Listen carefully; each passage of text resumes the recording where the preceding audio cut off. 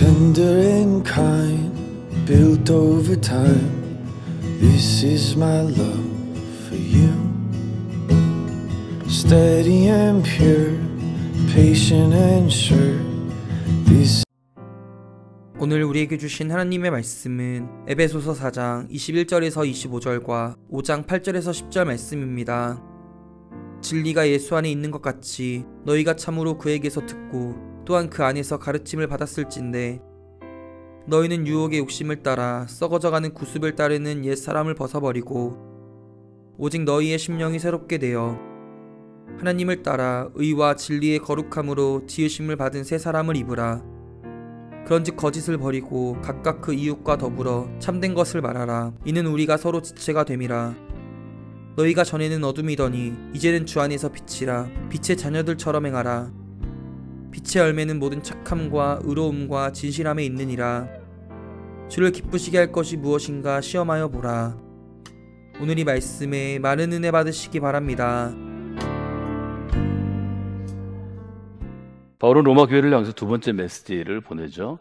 그것은 우리의 구원이 가까이 와 있기 때문입니다. 바울은 늘 구원이 손에 잡힐 정도로, 마가복음 1장 14절 15절에서 얘기하는 것처럼 손을 쭉 뻗으면 손에 잡힐 정도로 하나님의 나라가 가까이 왔다, 예수님께 선포하셨는데, 바울뿐만 아니라 초기 교회, 초대 교회라고 우리가 부르는 초기 교회 수천 명 혹은 수만 명의 교인들은 자기들이 살아있을 때 예수님이 다시 오실 것을 확신했습니다. 점점점 구원이 가까워 왔다고 그들이 고백했죠. 이것이 예수님의 재림, 파루시아, 다시 오심에 대한 일종의 믿음이었습니다. 구원이 가까웠다는 얘기는 이른 해, 동트는 새벽, 낮이 가까웠다라는 뜻이다 하는 것을 우리가 돌아봅니다.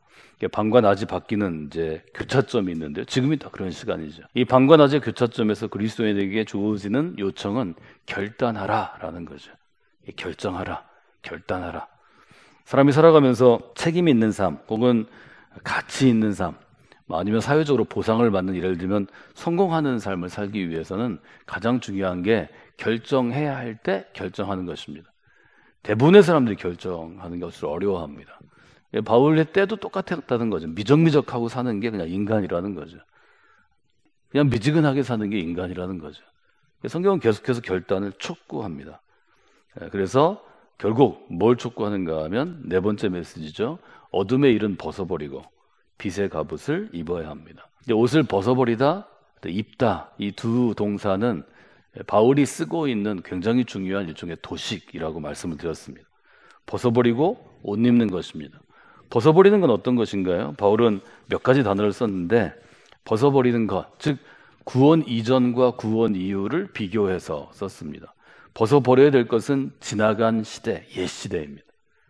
우리가 미래를 변화시키는 교회가 되어야 한다 이렇게 얘기할 때 미래는 이 새 시대입니다. 옛 시대, 과거를 벗어버리고 미래, 새 시대를 옷 입어야 한다는 것입니다. 옛 시대를 살아가는 사람은 옛 사람입니다.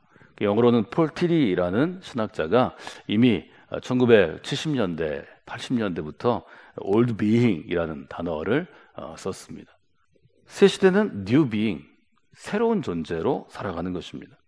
그래서 어둠의 일을 벗고 옛 시대의 옷을 벗어버리고 빛의 갑옷을 입는 것, 새로운 시대의 옷을 입는 것이 우리가 해야 할 일이라는 거죠. 이 부분을 에베소는 뭐라고 표현하는가 하면, 너희가 전에는 어둠이더니 이제는 주 안에서 빛이라. 빛의 자녀들처럼 행하라. 이렇게 쓰여 있습니다. 이것은 이제 바울의 서신들, 에베소는 바울의 이서신이라고 우리가 부르는데요. 바울의 1서신과 2서신들을 관통하는 이제 공통적인 바울의 일종의 신학적인 이해, 퍼스펙티브가 바울 서신에 잘 드러나 있는데요.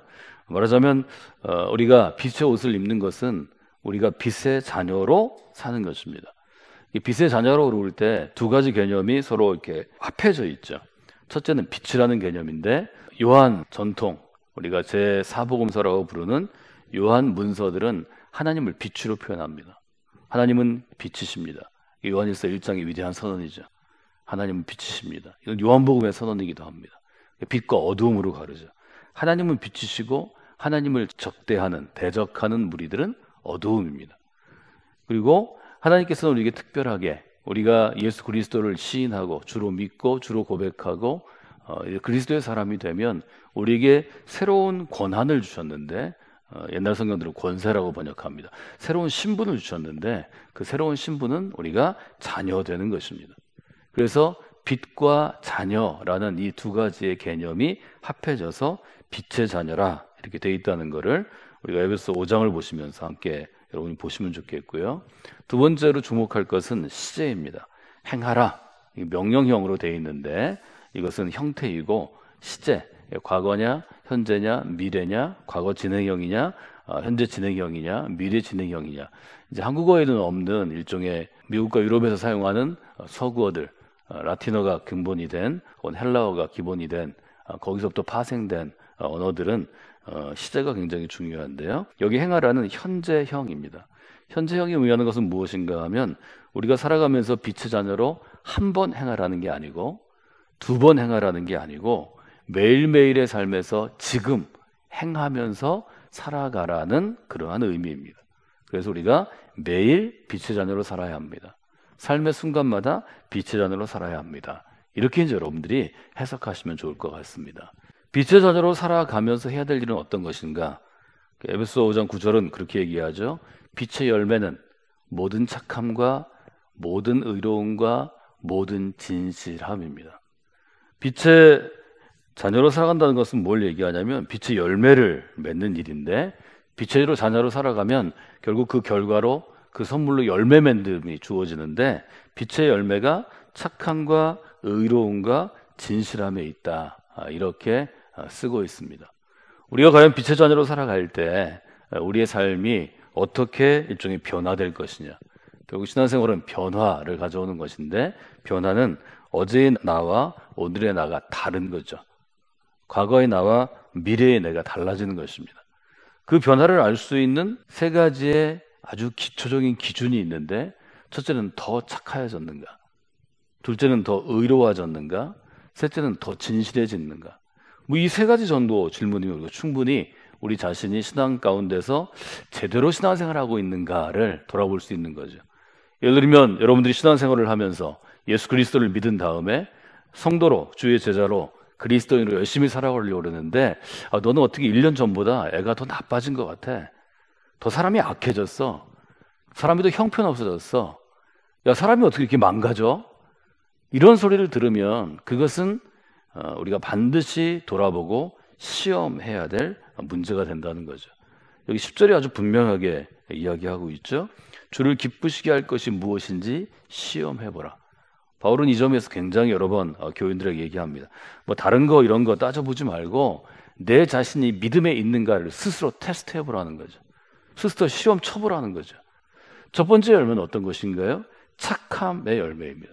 성경이 우리에게 요구하는 것이 그렇게 복잡하지 않습니다. 오늘 우리가 에베소에 집중한다면 딱 세 가지를 지키면 우리가 신앙생활 잘할 수 있습니다. 우리가 하나님 앞에서 별로 어려운 게 없습니다.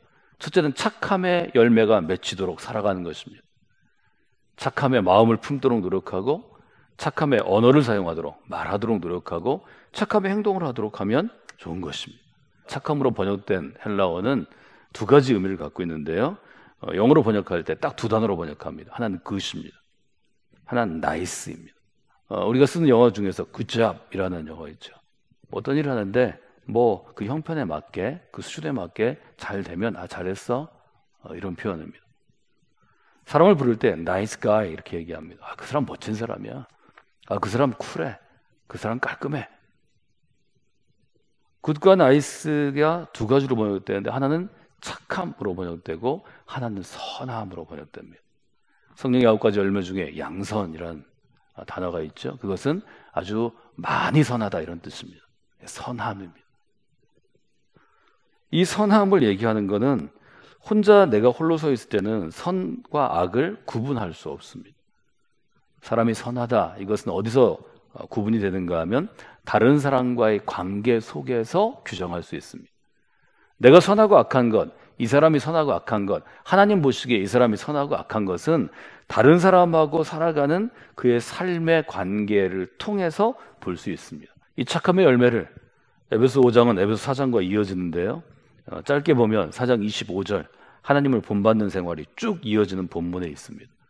이 4장 25절은 에베소서 4장 17절로부터 22절 옛사람과 새사람의 일종의 규정, 정의와 연결되어 있습니다. 옛사람을 벗어버리고 새사람이 되는 것, 이것을 제일 잘 정리한 구절이 에베소서 4장 22절, 23절, 24절입니다.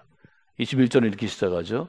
진리가 예수 안에 있는 것 같이 너희가 참으로 그에게서 듣고 또한 그 안에서 가르침을 받았습니다. 22절 한번 생각해 보실까요? 너희는 유혹의 욕심을 따라 썩어져가는 구습을 따르는 옛사람을 벗어버리고, 여기서 중요한 포인트는 벗어버리다라는 단어입니다.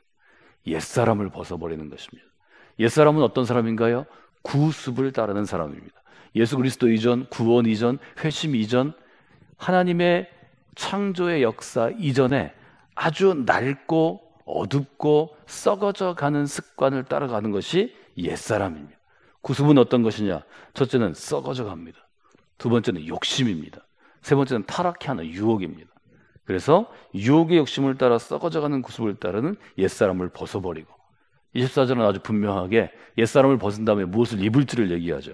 하나님을 따라 의와 진리의 거룩함으로 지으심을 받은 새 사람을 옷 입으라. 여기 입으라 앞에다 제가 옷을 목적어를 넣으라고 말씀드렸습니다. 이것은 옷을 입는 것입니다.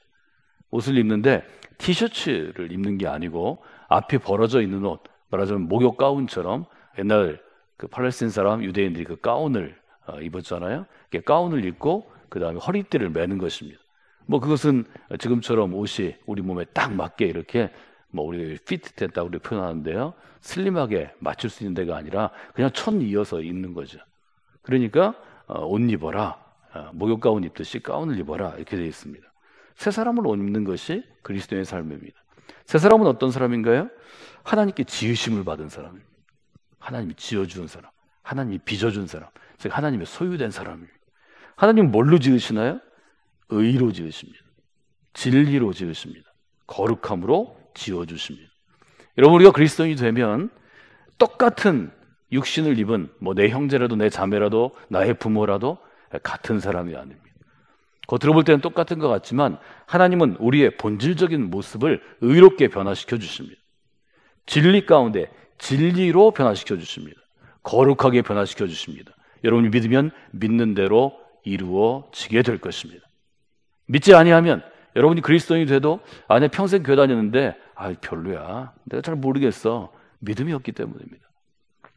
여러분이 하루를 그리스도인으로 살아도 믿음으로 고백하면 의로움을 매일 맛보는 사람이 될 수 있습니다. 진리를 사모하는 사람이 될 수 있습니다. 다른 사람이 볼 때 여러분의 얼굴에서 거룩함의 빛, 거룩함의 광채를 느낄 수 있습니다. 저는 이것이 믿음이라고 생각합니다. 여러분이 그래서 정신을 똑바로 차려야 합니다. 그리스도의 정신을 품어야 합니다. 다른 사람과 여러분이 같은 존재가 아닙니다. 새로운 피조물, 새롭게 하나님이 지으신 존재입니다. 그래서 23절에 새롭게 하나님이 지으시기 위해서는 심령이 새롭게 되는 것입니다. 리뉴 되는 것입니다. 트랜스포메이션, 트랜스폼 되는 것입니다. 마치 애벌레가 나비가 되듯이 심령이 새롭게 될 때 이 더러운 육신 가운데서 우리는 거룩함을 맛볼 수 있는 것입니다. 깨끗하지 않은 삶 가운데서 우리가 진리를 체험할 수 있는 것입니다. 악한 마음, 다른 사람을 해코지 하는 마음, 시기하는 마음, 미움의 마음이 우리를 침범하지만, 유혹하지만 그 가운데 의롭게 세워지는 체험을 매일매일 할 수 있는 것입니다. 그 점이 여러분을 새롭게 만드는 거죠. 이 세 사람의 옷을 입은 첫 번째 권면이 25절에 있습니다. 에베소서 4장 25절에 이렇게 되어 있죠. 25절 같이 읽어볼까요? 그런즉 거짓을 버리고 각각 그 이웃과 더불어 참된 것을 말하라. 이는 우리가 서로 지체가 됨이라. 빛의 자녀가 되는 것, 빛의 자녀가 돼서 첫 번째로 우리에게 맺어지는 착함의 열매를 저는 여러분들이 에베소서 4장 25절부터 32절의 본문에서 여러 개를 찾을 수 있다고 생각합니다. 제가 생각하는 첫 번째 착함은 무엇인가 하면 바로 25절의 본문입니다. 참된 것을 말하는 사람으로 살아가는 것입니다. 참된 것을 말하는 것은 어떻게 할 수 있나요? 참된 것을 말하는 것은 거짓을 버릴 때 가능합니다. 여러분 거짓을 버리면 여러분의 얼굴이 선해집니다. 여러분의 말이 선해집니다. 여러분 주변에 있는 사람들도 그 선함의 영향을 받습니다. 이것은 여러분이 반드시 체험해야 될 일입니다. 참된 것을 말하기 위해서는 지체라는 개념을 이해해야 합니다. 제가 착함은 관계에서 시작된다고 말씀드렸습니다. 이 사람하고 좋은 관계를 이루기 위해서 내가 좀 착해지려고 노력해야 합니다. 이 사람과 좋은 관계를 이루고 이 사람이 더 좋은 인생을 살아가고 이 사람에게 좋은 기회를 주기 위해서 내가 더 착하게 변화되어야 되겠다. 이것은 큰 도전입니다. 여러분, 빛의 자녀로 해간다는 것은 빛의 자녀로서 열매를 맺는 것입니다. 첫 번째 열매는 착함 혹은 선함의 열매입니다. 저는 여러분들이 우리 교회에서 신앙생활 하시면서 믿음으로 그리스도와 동행하시면서 적어도 한 10년쯤 같이 한 사람에게 그 사람은 참 선한 그리스도이냐, 그 사람은 착한 그리스도이냐, 이런 인정과 평가를 받는 분들이 되시기를 원합니다. 나가 여러분 주변에 있는 사람들에게 그 착함과 선함에 좋은 영향력을 주는 그런 분들이 되시면 좋겠습니다.